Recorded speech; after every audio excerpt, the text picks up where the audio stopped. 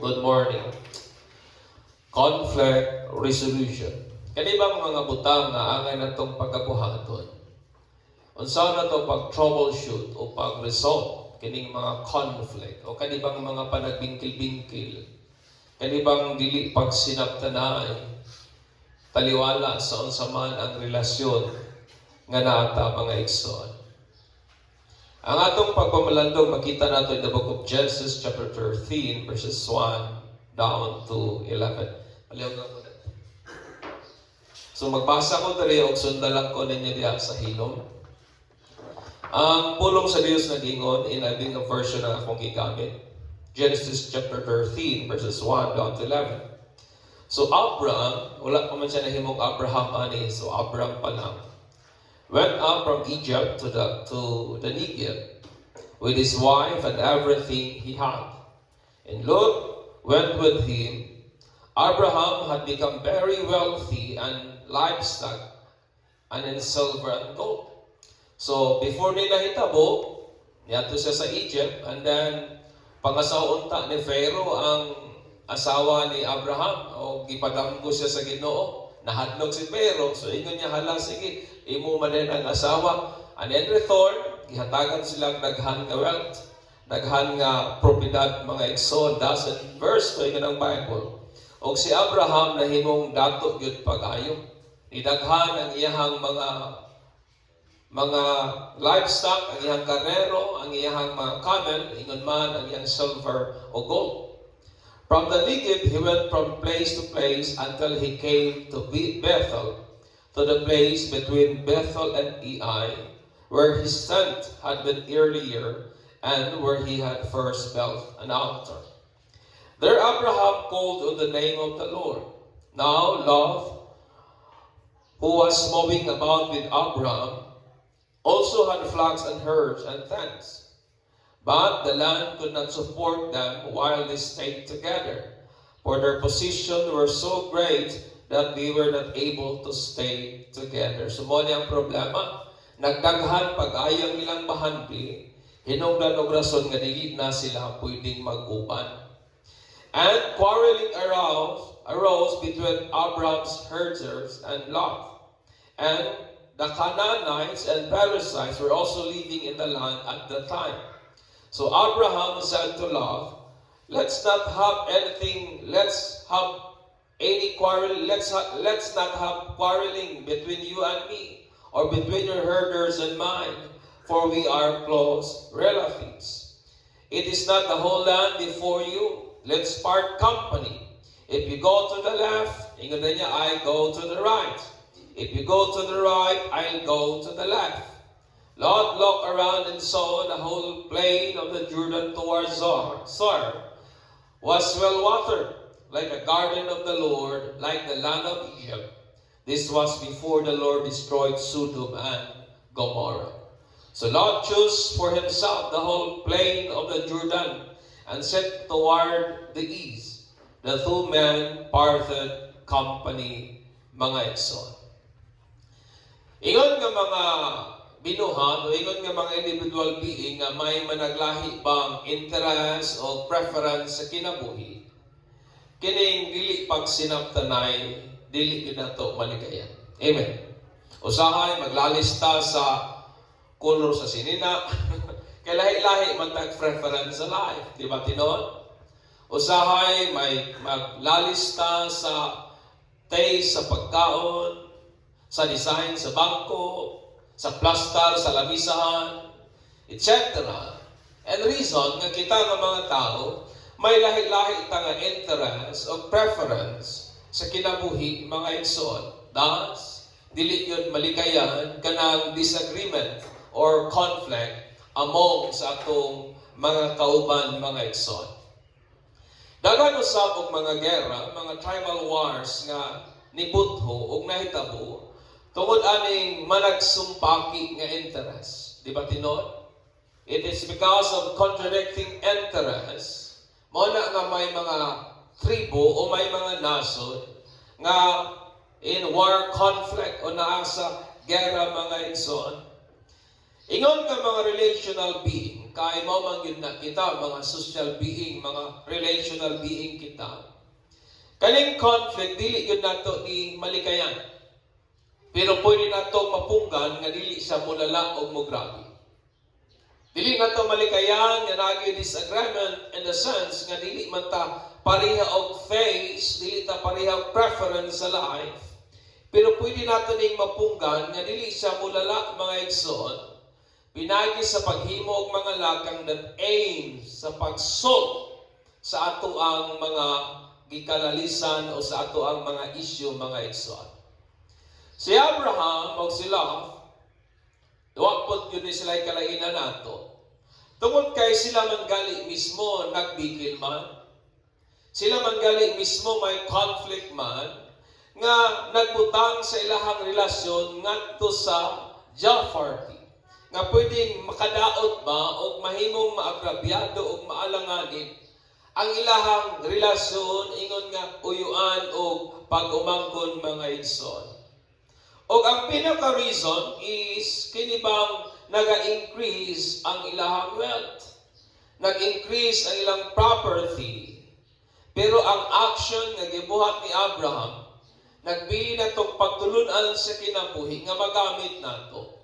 Kung magaling matubang ta sa managsamang sitwasyon o anianing mga lessons that we can learn from Abraham sa kung giyon sa niya pag-resolve kining rising conflict between sa iyaha o sa iyahang pag-umangkon nga sila o ingon man taliwala sa ilahang mga magbalantay sa ilahang mga mananap mga igsoon. Tulong butang, I want to impart aning sa iyong kabuntagon. Una, value the relationship more than the substance. Hatagig dakong bili, kinakbang relasyon, labaw kaysa bahandi o kaptangan. Labaw kaysa kwarta, labaw kaysa material nga mga butang. In verse 8, ingon niya, dili ta mag-away, kay ngano man, kay kitang duha, suod man ta nga paryente. Sa lain nga term, we are close brothers. Suod ta nga higala, suod ta nga igsuon, suod ta nga kaliwan. Sa dihang gitawag sa Ginoo si Abraham, nga iyang biyaan ang iyang country, ngadto sa lugar kansang ipakita sa Dios para niya. Si Abraham, usa sa iyang gidala, kauban niya, is ang iyang pag-umangkon nga sila, mga igsoon, o kining duha, dugay na yun nga mag-ila. Amen. So nanagit sila'y lalong nga pag-ilhanay, o nagpakita kini nato nga naa sila'y healthy nga relasyon, ingon nga angkol o pag-umangkon. So lalong ang ilahan ng hugot sa ilahang relasyon, mga igsoon. Ingon nga si Abraham nag-grow, nag-lambo, nag-uswag sa iyang wealth, mauman po sila, mga igsoon. Nagdato si Abraham, nagdato po ang iyang pamangkin. But si Abraham, iyang gihatagag taas nga value. Iyang gihatagag taas nga bili ang relasyon labaw kaysa iyang property. Iyang gihatagag ng value ang relasyon labaw kaysa substance. Labaw kaysa bahandi nga naa siya mga igsoon. Sa kinabuhi nato, kanibitaw mga conflict. Kanibitaw mga panagbingkil-bingkil o disagreements, nagatabang lamang baya kini pag-expose o sa pagpalaya o sa tinuod nga butang nga atong ginabalyo sa kinabuhi. Kabantay ba mo ni Ana? Nga kanang mga problema, kanang mga trials, it only expose what we truly value in this life.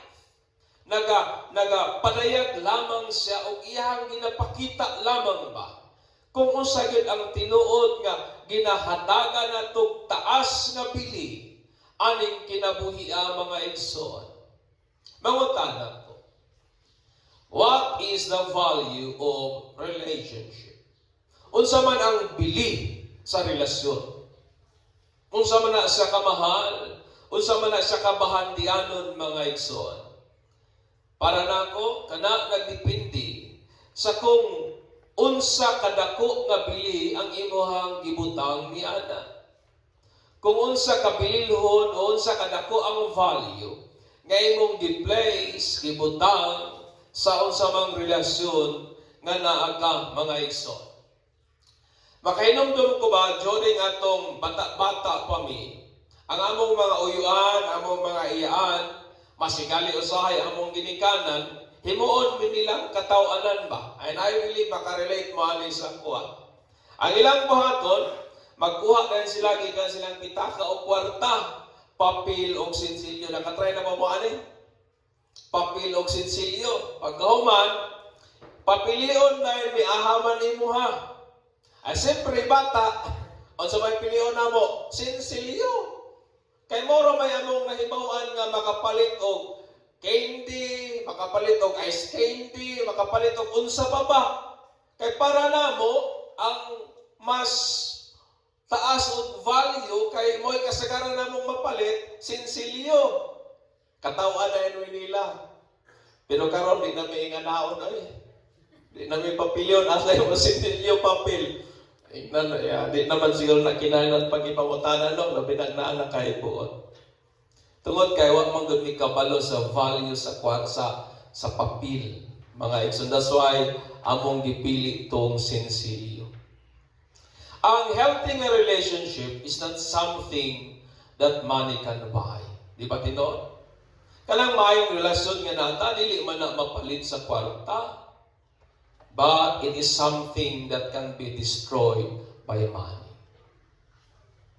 Daghang relasyon nga guba tungod sa utang. Daghang mga buot nga wa maguli hangtod karon tungod sa kwarta. Although ang kwarta dili niya kayang paliton ang maayong relasyon, pero kaya niyang gubaon ang maayong relasyon. Napabata diha. Kana, kung atong ginabutangan og taas nga bili ang bahandi, labaw kaysa relasyon. Daghang mga tao maingon sila, unsa man ang relasyon kung mga matay ta sa kalisod. Unsaon man ang relasyon kung di ta kabayad sa atong mga bayronon sa kinabuhi. Unsaon man ang mayong relasyon kung di ta maka-pa-enroll sa atong mga kabataan kay nagkinahanglan gyud wealth, nagkinahanglan gyud sapi aning kinabuhian. Unsaon man ang relasyon kung mga matay ta sa kalisod o sa kawalan-on mga igsoon. But understand me, mas daghang mga taong nangamatay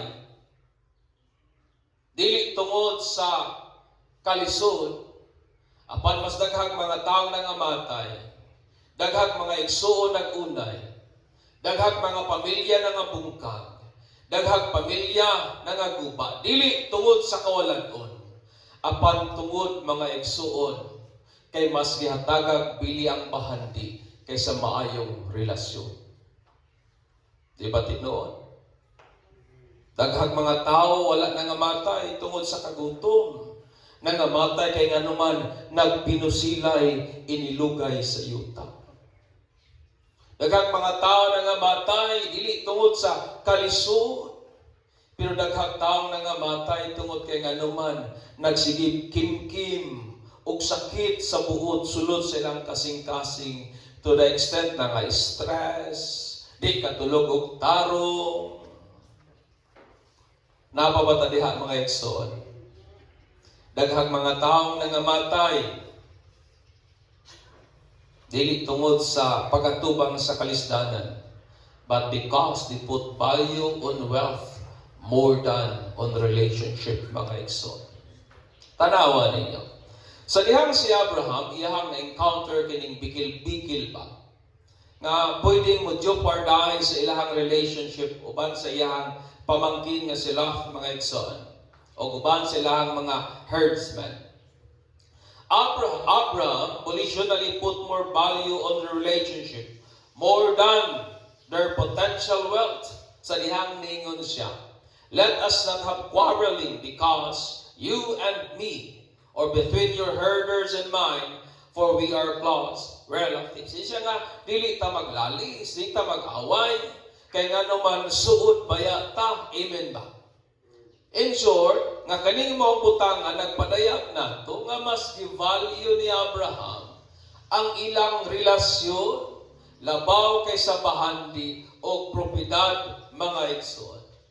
Mao na nga kung maka-encounter manggaling tag managsamang isyu niini nga diin mubutang sa atong relasyon sa kaalanganin o delikado pa. It is wise to troubleshoot mga igsoon sama sa gibuhat ni Abraham nga unta maingon kita dili na lang ta mag-away, dili na lang ta maglalis kay ngano man igsuon ra bayata. Amen. Di ba? Dili na lang nato ni padak-on kay igsuon ra bayata. Dili na nato ni ipalala kay igsuon ra bayata. Kabantay ba mo nga nung daghang mga taong maglisod og troubleshoot sa mga issue of conflict o disagreement sa kinabuhi? Because some people put value on wealth more than relationship. Amen. Mao na nga ato yung hatagag mas taas nga bili ang relasyon kaysa bahandi mga igsoon. Ikaduha, value the solution more than the problems. Hatagig bili ang solusyon labaw kaysa conflict, labaw kaysa problema, labaw kaysa issue. In verse 9 ingon si Abraham, it is not the whole land before you. Naglalis-lalis na sila. Ingin di ta maglalis, ingin pa niya, wa pa mo masayod ka perting luaga sa pwede natong pasabsaban sa ato ang mga manana. Remember nga ang cause sa ilang conflict is ang ilang mga herders gaaway sa gamayng yuta nga ilang ginapasabsaban sa ilang mga manana. Das ingon ni Abraham, tanawa ragod ninyo, pating luagang yuta, nga nung mag-away-away man ta. Solusyon ngayang i-offer, ingon niya na magbuwag na lang taong company. Isa nga dili lang ta mag-uban. Inya nga kung maadto ka sa wala, diri ko sa tuo. Kung diha ka sa tuo, nandiri ko sa wala mga igsoon. Ang problema po is not self-existent. Problems is not self-existent. It exists with a cause. Amen. Ang problema, di man na nagatungha ang conflict. Wa man na nagatungha nga way hinungdan. May hinungdan o may rason gayud ka na mga igsoon. Baliko na ko ang cause mo sa conflict.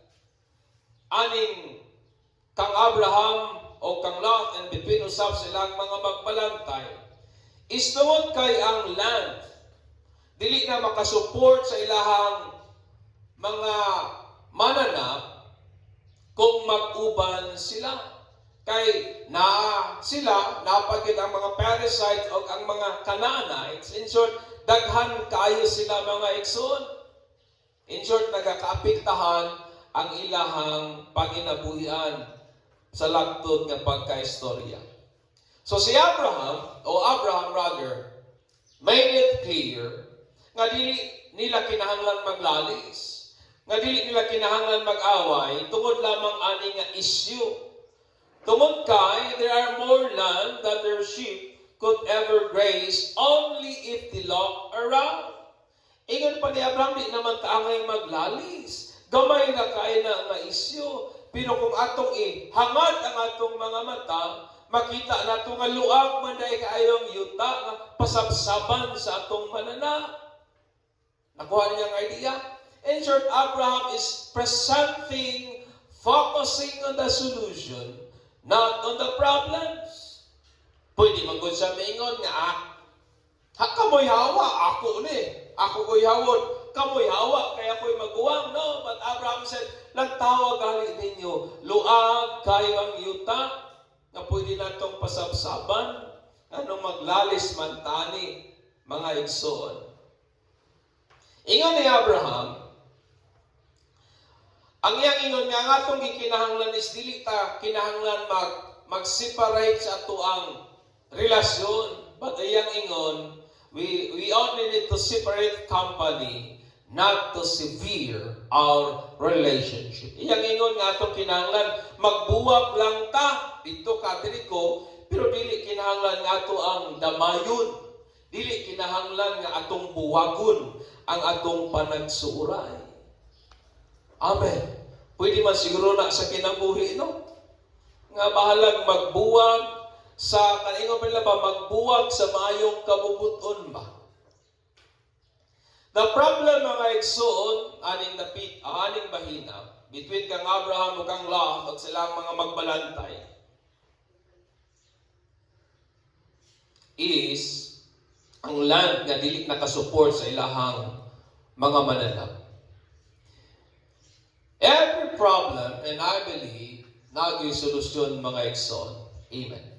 And some solution may take some time. Na magay solusyon nga instant. Na po'y solusyon nga kinahanglan og taas nga panahon. When conflict arises, what is your common response?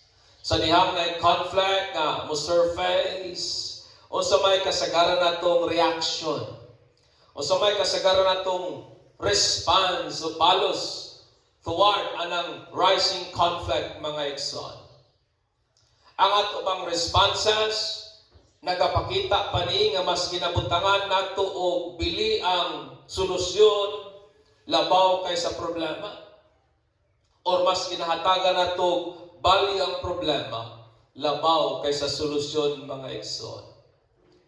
Ang pressure siguro sa problems usahay makapasapot nato. Maybe ang pressure sa problema it get into our nerve na pwede tang masuko, pwede tang maglagot, but we must be determined. Kinahanglan nga determinado ta to have focus sa posibleng solusyon more than the occurring problems. Amen. Dapat determinado ta nga bisan pa og nagaka-pressure ta tungod sa problema, bisan pag nagaka-pressure ta tungod sa conflict, dapat may determinasyon kita nga atong hatagag taas nga pili ang solusyon labaw kaysa problema, mga igsoon. Amen. Amen. We put value on solution by taking decisive action. Atong ginahatagan og bili ang solusyon sa dihang nagahimo tag mga action, mga gawi og mga lihok that aims to solve the problems. Amen. Mo na akong naay problema, kung mag-hysterical ka, kung naay mga problema, mag-wild ka, then you are not putting value on solution, but you are making the problem worse. Tungod kay ang atong pagsapot-sapot, ang atong pagmahay-mahay, it helps nothing to fix our problems. Amen. Napabata niya. Mo na nga kung parihat ka kang Abraham, pwede manggod siya saputon, pwede manggod siya mag-wild bath. He focused on the solution. Kay para kang Abraham, may conflict, pero mas gibalyo niya dili ang conflict.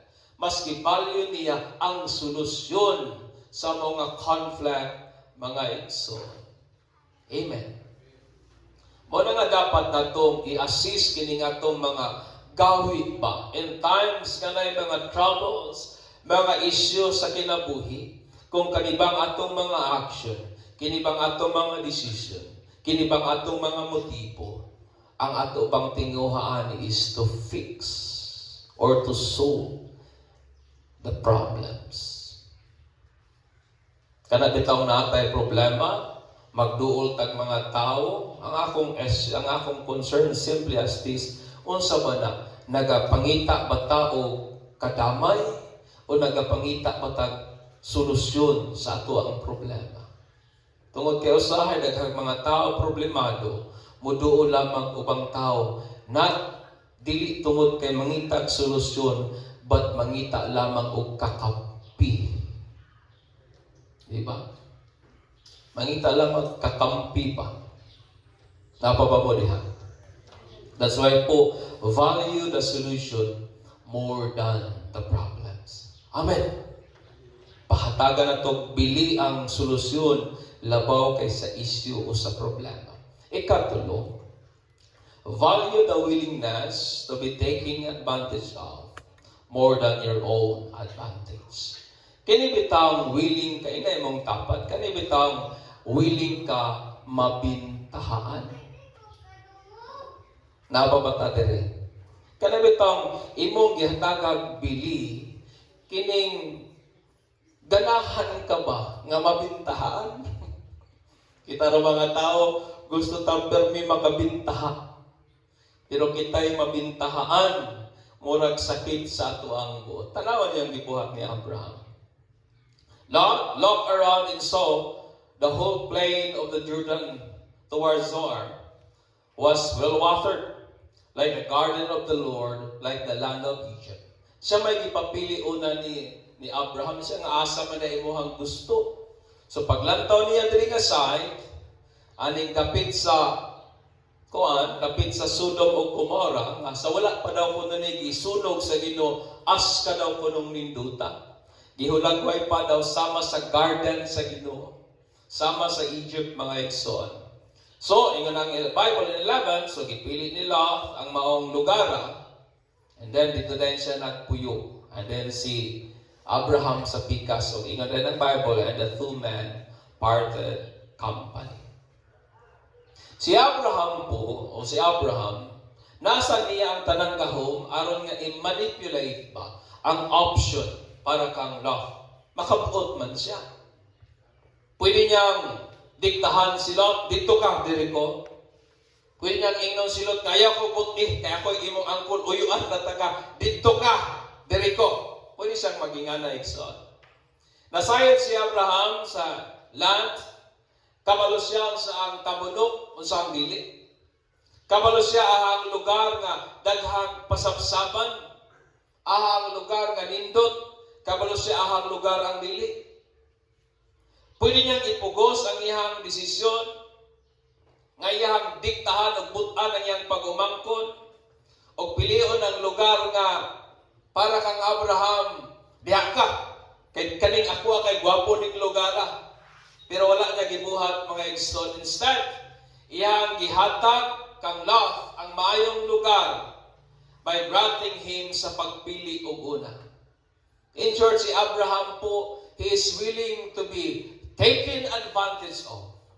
Aron lamang dili sila magbikil sa iyang pag-umangkon nga sila. Napabata niya. Are we willing to be mabintahaan aron lamang dili maguba ang relasyon? Sa dihang, I believe makarelate mo ani. Di ba usahay sa balay magpalit man tag litsong manok? O siguro pamahaw, paniudto, panihapon, whatever kung kano sa nato na gusto ka on. Given the privilege, ikaw ang unang mupili. Ano yun na lang ako? Ahaman nga parte sa litsong manok ang imuhang kuhaon. Ayun sa dito, paa. Ahaman imong paon. Kanang litsong manok, daghan kayo mo. Dahil ikaw ang unang ipakuha. Ahaman na imong unang paon. Pako, paa, nga naman. Kaya siyempre, bagag unod, juicy, nganong dili man liog. Anong dili man liog? Because in short, dili ta gustong mabintahan. We want always the best part para nato. Kabantay ba mo ni anak? Gusto ta permitong ato ang pinakamayo. Gusto ta permi ato tong pinakadako. Gusto ta permi ato tong pinakalami. Gusto ta ato tong pinakanindot. Nga nawa may mapilig liog. Kaya ang liog, bukugon, di pa yun lami. Panit ray kabaga. Ako mainumduman during sa ako pong childhood days. Kami nga mga magsunusahay, nag-aaway, di ba? We fought mga igsoon. over food. Kaya sa'yo mag-away di kayo, ay, iya mas daghan ako, gamay ra. Di ba? Mag-away mi usahay sa sinina, kay iya gwapo, ako dili. Mag-away usahay sa drinks, kay mas daghan iya, gamay ako, kabantay mo anak. O nausa ni mga pinikanan, ayu-ayuhon yung taon og sukod o tanawan niyo pariha gyud o kay kung dili gali mapariha magsakit ang buot sa usa kay paminaw niya nabintahaan siya. Because in reality, gusto kita pirmi nga ato ang kung posible pinakadako, pinakanindot, pinakagwapo. Napaba mo diha mga igsoon. In this life, rarely we can find an individual whose heart nga may kasing-kasing that is willing to be taken advantage of. Aning kinabuhian, sarang kaing pangitaon kining tao ba nga may kasing-kasing nga okay ra sa iyaha ang mabintahaan. Okay ra sa iyaha ang mabintahaan, okay ra sa iyaha ang malupigan. Napaba mo diha.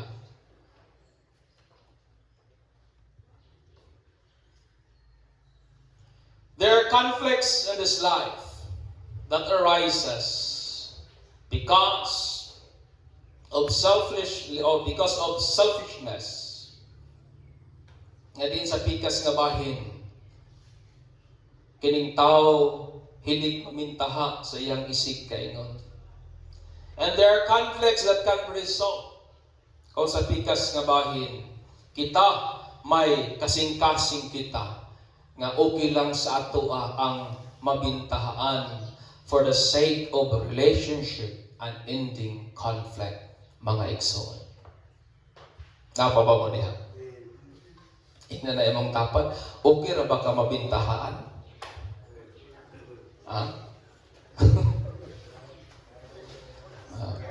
Sigurado gud mo nga okay lang. Ano malagi atong eleksyon nga wa ta maapil sa lista, nagsakit malagi atong buot.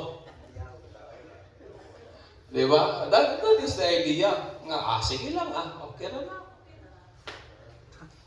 Mao na gibuhat ni Abraham.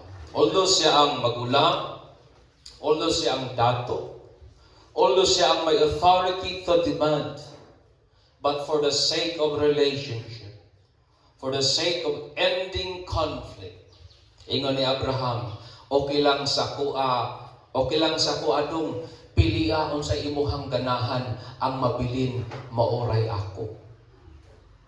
He is willing nga mabintahaan. Kung sa litsong manok patuba, ingon ni Abraham, okay lang dong, kauna ng pako dong, kauna ng paa, okay lang sa ako ang lihog, basta importante mabusog ka. That is his heart. Amen. Dili naman kakulangon sa ato ang pagkatao nga andamtang mabintahaan sa uban. Gawas lang kung gihuna-huna nato nga kana akong kakulangon sa ato ang pagkatao. Amen. Dili naman kawalan sa atong pagkakita that we are willing nga mabintahaan sa uban. Gawas kung kanang butanga gihuna-huna nato nga kakulangon o kawalan kana sa ato ang pagkatao. Have the willingness nga mabintahaan mga igsoon. Amen. Hilom lagi kayo mo. Pagpakan atong Ginoo ni ana igsoon. And dealing with conflicts, the things that we value most will determine kung magmalampuson ba ta o dili sa pag-resolve niya. Usahay lisod kayo i-deal ang conflict kung parihata, dili ta gusto mo bigay, kabantay mo ni ana. Lisod kami sa una, lisod kami pahilumon, mo na hinumduman. Dugay kami pahilumon, hangtod nga dili magpariha ang kanang gihatag nga pagkaon. Hangtod nga dili mapariha ang gihatag nga kwarta, ang mga bata sa una ba. Munang naghihilak tong isa, paglantaw niya pariha na sila. Muna sa kinabuhi usahay may mga isyu, lisod kayo troubleshoot. kung why usa nga willing nga mabintahaan for the sake of ending conflict, mga igsoon. Mo na nga kinahanglan po sa pikas nga bahin, masatago na to bili ang solusyon labaw kaysa problema. To ensure success, let us then put more value on our relationship than on wealth. Amen. On solution more than on problems, and on the willingness to be taken advantage of. Kana bitaw, okay ra sa ato bahalag liog ra. Okay ra sa ato bahalag pabor sa ilaha. Napaba mo diha. For the sake of ending conflict and problems nga pwedeng mo arise, mga igsoon.